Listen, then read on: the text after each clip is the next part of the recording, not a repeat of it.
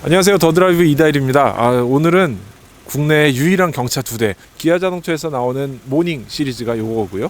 그 다음에 한국GM에서 나오는 쉐보레 스파크가 저것입니다. 경차라고 하면은 우리나라에 경차 지원법이 생기면서 나온 차종들인데, 일단은 대우자동차의 티코가 제일 유명했었죠. 그 차의 후속이 저 모델이고요. 일단 모닝은 굉장히 오래된 브랜드 같습니다. 이제는 경차 중에서 기아자동차의 아주 유명한 차가 된 모닝이죠. 해외로도 수출을 많이 하고 있는 모델들이고요. 둘 다 우리나라가 주요 생산기지, 그 다음에 디자인 설계까지 하는 그런 상황입니다. 이번에 이 차들을 합쳐놓은 이유는 2대 차 중에 이 모닝이 신차를 출시했기 때문인데요. 경차는 차량의 크기, 그러니까 이 차체의 길이, 높이, 폭에 대한 제한이 법적으로 정해져 있기 때문에 엔진의 배기량도 정해져 있고요. 그렇기 때문에 변형할 수 있는 이 범위가 굉장히 좁습니다. 그 안에서 얼마나 패키징을 잘하느냐가 이 차들의 승부가 될 것 같습니다. 그래서 그런지 옛날에는 뭐 엔진을 3기통 했다가 4기통 했다가 다시 3기통으로 다 돌아왔는데요. 이 약간 거칠거칠한 이런 엔진 소리가 바로 3기통 엔진들이기 때문입니다. 2대 다 지금 시동이 걸려 있는 상황이고요. 소리의 느낌이 조금씩 다르기는 하지만 그래도 3기통 엔진들 그 느낌 그대로 남아 있습니다. 오늘은 이 차 2대를 비교를 해볼 텐데요. 모닝이 얼마나 달라졌는지, 실내 공간을 굉장히 넓혔고, 그 다음에 차체를 강성을 굉장히 강화했다고 밝혔는데, 쉐보레의 스파크와 비교했을 때 어떤 느낌으로 나오는지 한번 확인을 해보겠습니다.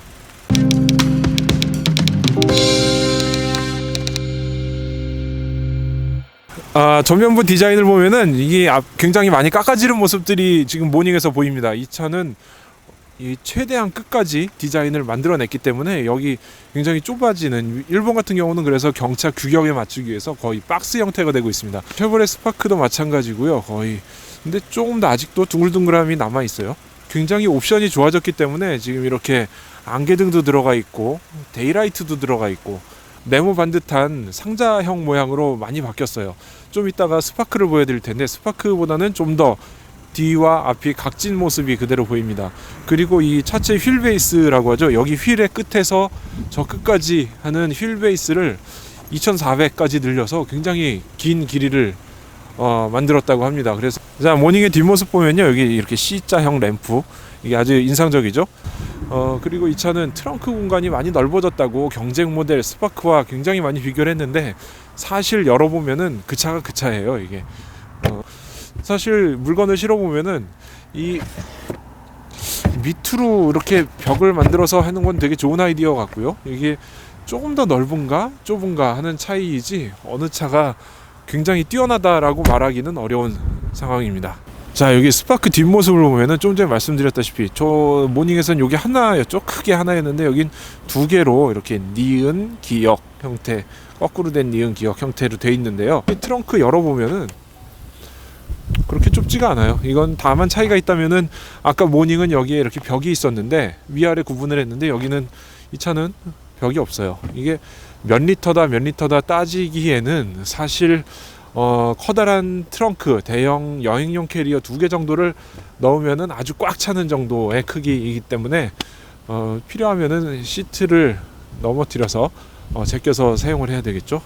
자, 스파크의 옆모습을 보시면은 아직 이 보닛부터 여기 앞에가 승용차 세단의 모습을 좀 많이 갖고 있습니다. 저 모닝에서는 반듯반듯하게 떨어지면서 느낌상으로는 뭐 카니발이나 스타렉스 같은 차를 많이 줄여놓은 것 같은 느낌인데, 이 차는 아직 해치백 세단의 모습을 많이 갖고 있어요. 사이드 피터 이런 것들은 고급 세단에만 들어갔던 건데 점점 확대가 되더니 경차에도 이제 다 들어가고 있습니다.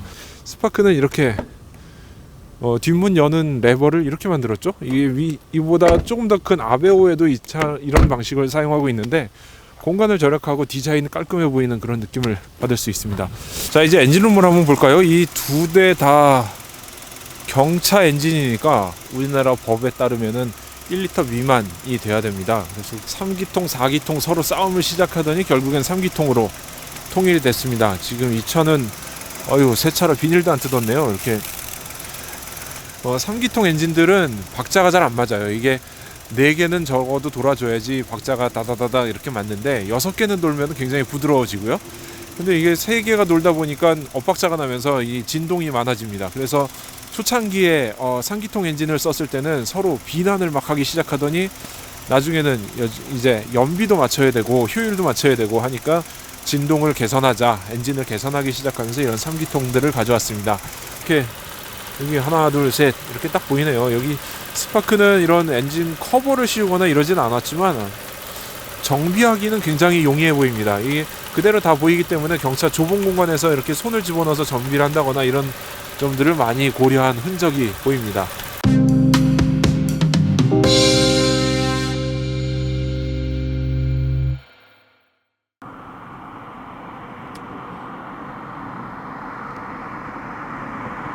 자, 모닝을 지금 타고 출발을 하는데요. 모닝이 많이 바뀌었다는데 차체 강화가 가장 첫 번째였고요. 두 번째, 세 번째, 네 번째, 다섯 번째, 여섯 번째 부터 10번째까지 전부 다 스파크 타도였습니다. 이가 차체를 강화했다, 차체의 강성을 강화했다는 게 하나가 있었고, 그 다음에 실내 크기를 굉장히 확대했다는 게 하나가 있었고요. 그리고 여성을 위해서 이런 트림을 만들어서 에디션들을 만들었다는 얘기가 3가지 이렇게 있었습니다. 우리가 봤던 그 기존의 모닝과 아주 유사한, 좀 밋밋하고 좀 모자란 듯하고 좀 이거 경차구나 라는 느낌을 가질 듯한 그런 화려하지 않은 차가 바로 이 모닝입니다. 그래서 실내를 살펴보면은 이게 그전에는 굉장히 프레젠테이션에서 보던 거는 화려하기도 하고 멋있기도 하고 아기자기하기도 한 그런 느낌이었는데, 지금은 그런 느낌이 그렇게 많지 않습니다.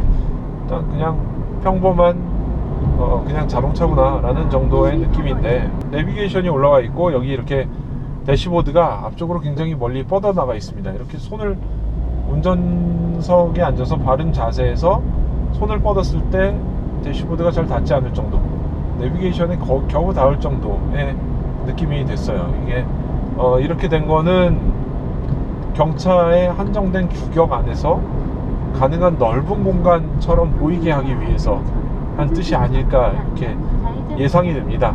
대시보드를 가능한 밀어내면서 박스카 형태를 유지하면서 이 실내 공간에서 여유 있는 공간, 넓은 느낌을 갖게 했다는 것이죠.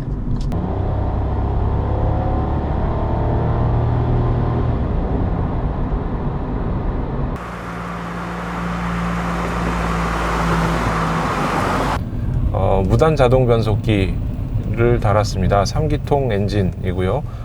1.0L인데 900 몇십 cc 이 정도 되는 건데요.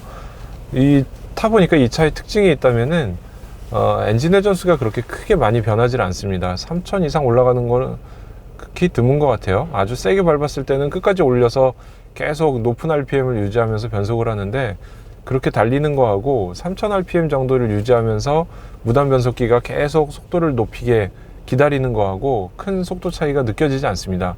어차피 느리거든요. 그러니까 이 차에 큰 기대는 하지 말고 RPM을 낮추면서 운전을 하면은 연비 개선에 큰 도움이 될 것 같아요. 이 차를 시내에서 굉장히 과격하게 운전하고 저희가 공회전하고 했더니 지금 평균 한 10.9 정도 연비가 나왔는데요. 이거보다는 일상적인 생활에 운전을 한다면은 훨씬 좋은 연비 한 13에서 14 정도는 꾸준히 기록하지 않을까라고 생각이 됩니다. 이런 차에서는 무단 변속기가 훨씬 좋지 않은가 생각되고요.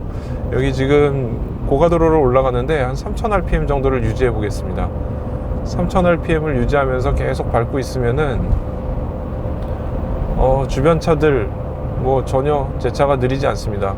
오히려 따라가고 있는 상태인데요. 네, 추월도 할 수 있을 것 같아요.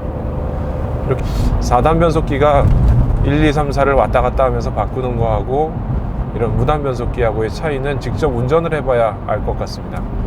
대신에 어제 모닝을 타보니까 그 차는 차체의 강성이 좋아진 게 확실히 느껴지더라고요. 근데 그 좋아졌다는 강성이 이 쉐보레 스파크에 비해서 10몇 %, 그 다음에 무게를 버티는 이 정도가 이 차는 4.2배, 이 차의 4.2배 무게를 버틸 수가 있는데 그 차는 4.9배 정도 버틸 수 있다, 이렇게 설명하는 걸로 봐서는 엄청난 차이 개선을 이뤄낸 것 같은데, 그거는 구형 모닝하고 비교했을 때 엄청난 개선을 이뤄냈지만 이미 나와 있던 이 쉐보레 스파크하고 비교해서는 뭐 그렇게 큰 정도는 아니고 대동소이 보다는 좀 더 이게 수치적으로는 높지만, 그래도 경차가 이렇게 많이 좋아졌구나 라는 거는 뭐 쉐보레 스파크나 기아 모닝이나 똑같이 느낄 수 있었습니다.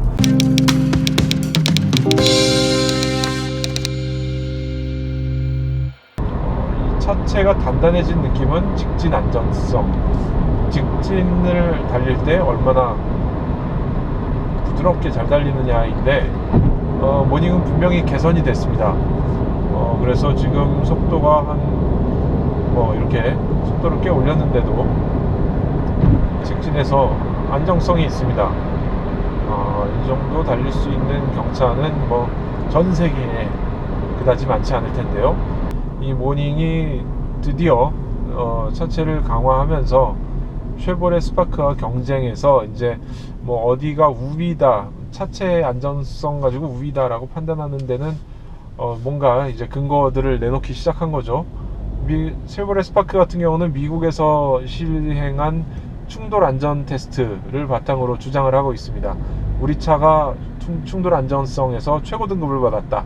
올해 실시한 시험들에서도 스몰오버랩 같은 거는 아직 하지 않았지만 정면 충돌 같은 거를 했을 때 안전성을 그대로 유지하고 있다, 이런 모습 장점을 자랑을 했고요. 이 모닝은 아직 그런 테스트를 하나도 하지 않았습니다. 이 신차가 나온 지 얼마 안 됐고 아직 그런 기회가 없었기 때문인데, 자체 발표 자료에 따르면은 그런 차들보다 훨씬 더 강하다. 우리는 이 위에다가 차 4.9대를 쌓아도 될 정도로, 예를 들면 4.9대라고 표현을 한 건데 이 차체 중량의 4.9배를 버티는 그런 안정성 강도를 갖고 있다 라고 얘기를 했습니다. 그리고 과거에 이 불만이었는데, 모닝의 시트가 경차니까 시트도 작아야 된다 이렇게 생각을 했는지 아주 작은 시트를 갖다 넣었습니다. 그래서 이 허벅지 공간이나 이런 데가 짤뚱하게 남아가지고 굉장히 오랜 시간 타면 불편했었는데, 모닝 시트는 그런 부분들이 많이 개선이 됐습니다. 지금 시트 폭도 좀 더 많이 넓혔고요, 옆에도 많이 넓혀서 이제는 소형 세단 정도의 느낌을 갖는 것 같습니다.